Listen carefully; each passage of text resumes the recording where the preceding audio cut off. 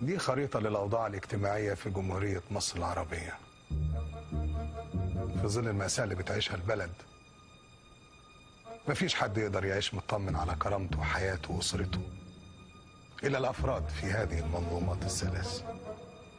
أولا، منظومة الجهات السيادية، الحكومة، أمن الدولة، المخابرات بأنواعها. ثانيا، منظومة العدالة، القضاء، النيابة، الشرطة. ثالثا، منظومة الثروة. وفي الحقيقة المنظومة دي بتتعامل وتكاد تشتري المنظومتين دول. الناس دي بس هي اللي بتقدر تنام وهي مطمنة ان محدش هيقدر يأذيها ولا يبوظ لها حياتها. ولذلك نقدر نسميهم الفئات الآمنة إلى يوم الدين.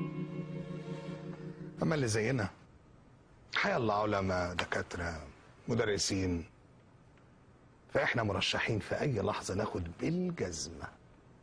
لا قيمة لنا في هذا الوطن اللي أصبح وطنهم هم، وإحنا بقينا لاجئين عندهم. وبناء على ذلك إحنا ما عندناش غير حل من اتنين. الحل الأول هو إننا نطفش من البلد دي بأقصى سرعة. هنروح فين يعني؟ الدول المحترمة اللي الناس فيها متساويين